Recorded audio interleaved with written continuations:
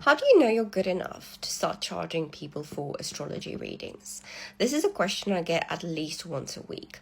So in this video, I'm going to give you the short answer, and then I'll show you my exact 5-step process that I would do if I had to start from scratch today. One important thing to understand before we start, there is a vast difference between knowing astrology and charging people for it. They're very closely related, but two different skills. Now, I am a neurospicy astrologist. I'm Nadia. I have a data addiction. In the comments, I would love to know, have you ever paid for an astrology reading? Were you satisfied or not? So the short answer, you are never going to feel ready. For two very specific reasons. If you're asking this question, it's actually a good sign. It shows me that you want to lead with value rather than you're a grifter that just is chasing money. The second is what astrology is by nature. Astrology is more like a language than it is a skill.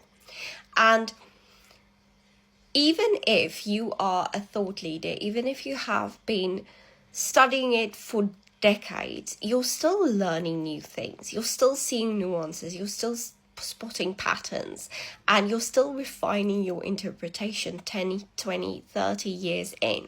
So wanting to wait until you know everything is literally impossible because you'll never know everything. That's what makes it so fun.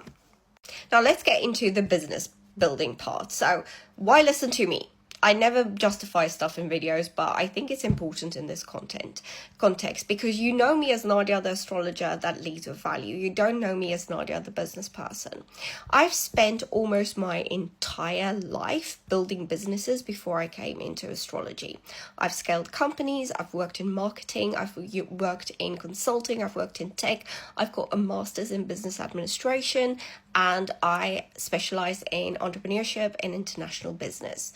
So what I want to share with you now doesn't come from an astrology point of view. It comes from how to validate a business, how to do it in a way that doesn't cost you your sanity.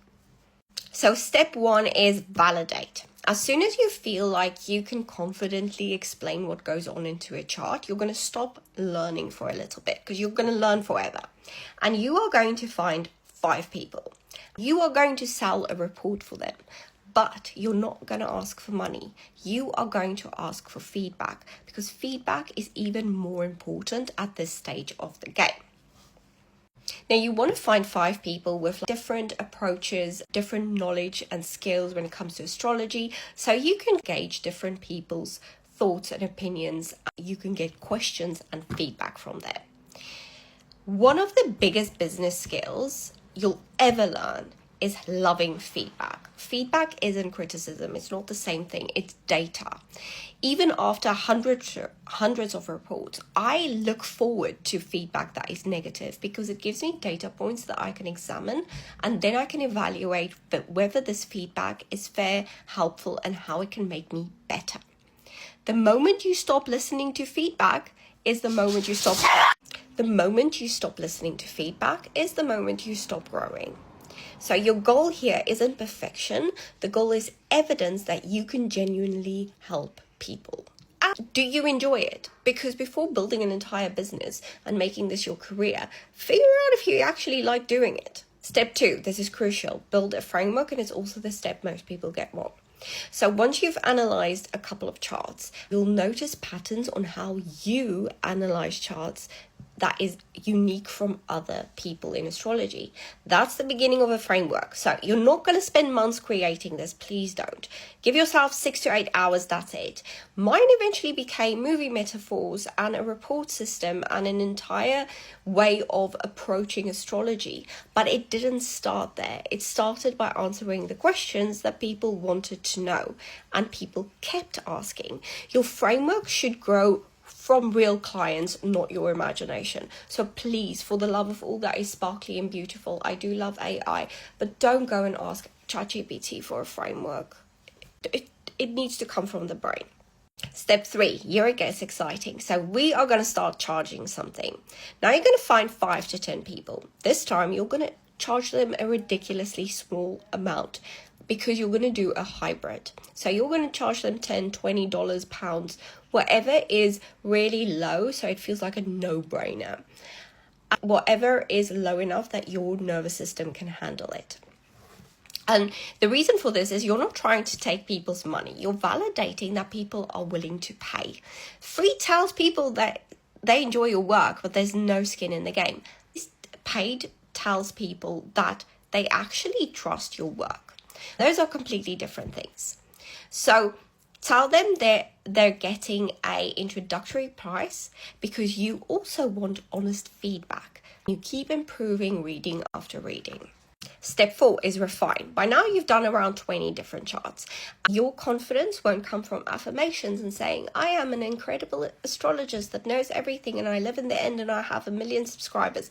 It comes from evidence, and you'll know you're strong, you'll know your weak spots, you'll have testimonials, and you'll have real experience instead of imagined experience interactions or role playing with AI. Step 5 is build an audience. You can do it on whatever platform works best for you. I usually say go for the platform that you spend the most time on because you'll innately know that platform best. For me, it's TikTok. You're going to start creating content. Share how you think. Share how you interpret charts.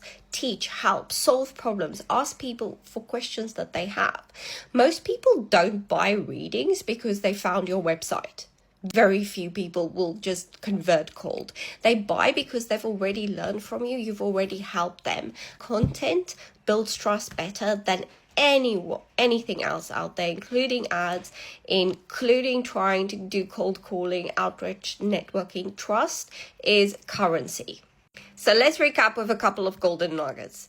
Remember what I said at the beginning. You are never going to feel completely ready because you can't.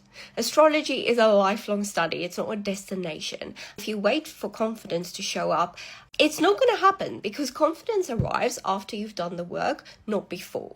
Go help people, learn from feedback, keep improving. By all means, before you start pouring money, time, and energy into this, make sure it's something that you love doing, because knowing astrology and interpreting it, doing it as a job, is two different things. If you're a ride or die and you've made it to the end, thank you so much. I really appreciate you. So I would love to know in the comments, what's the one thing you're looking forward to today? For me, this is so unlike me. I'm really looking forward to switching off because I don't feel very well today. And I'm looking forward to calling it a day. And it's only like 10:20 in the morning. Anywho, what are you looking forward to?